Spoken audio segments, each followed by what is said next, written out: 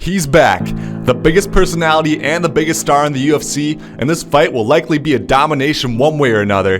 This Irish brash wild man with dynamite in his left hand goes up against the premier UFC wrestler Khabib. This video will describe 7 narratives that will transpire this weekend. UFC 229, Khabib vs. McGregor.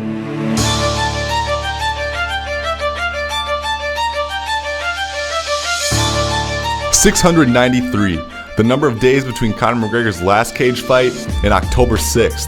This will be one of the biggest narratives of the fight. How much, if any, ring rust will be apparent for McGregor after a nearly 2-year layoff? 6,242,000. The number of pay-per-views a Conor McGregor headline card were purchased.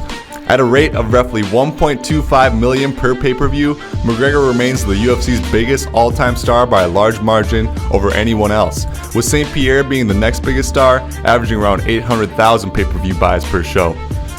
Fight fans will surely be awaiting the sport's biggest star and one of the most exciting fighters in this contest. For perspective, 2018's biggest pay-per-view was 380,000. 75%. The amount of Conor McGregor fights that end with his opponent knocked out.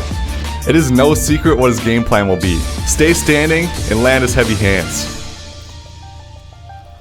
1.8. The number of takedowns Khabib has averaged in his career per round.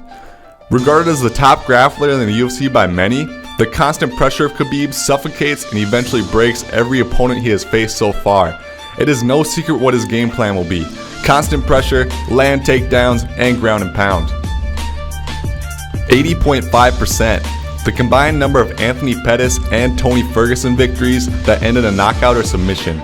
Both of these fighters are very well-rounded, finish-focused fighters. Ferguson has been on an absolute tear and his last lost nearly 6.5 years ago.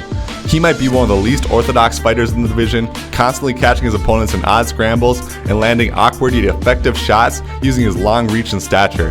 While Pettis is 3-5 in his last 8 fights, he has fought the absolute best in his divisions and still remains one of the elite in the UFC. While Ferguson certainly appears the favorite, I think the fans win on this one, and I would look for a finish here. 80.5%. The combined number of victories between Ovince Preux and Dominick Reyes that end in a knockout or submission. Ovince Preux is a former football player for Tennessee that specializes in wrestling and knockouts throughout his UFC career.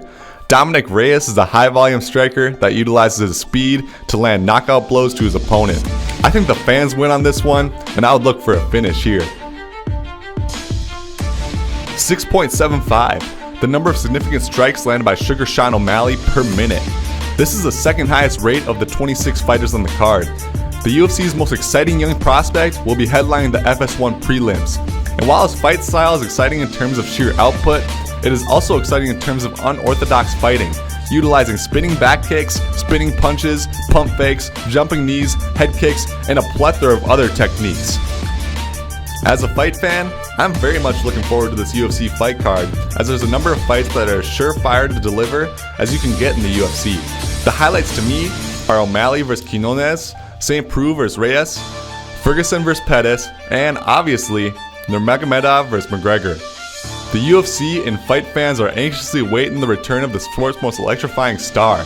He has no easy task in front of him, as Nurmagomedov might be the best wrestler the UFC has ever had, which could easily disarm McGregor's hands and make it a 5-round ground and pound decision. But I don't personally think Khabib gets away that easy.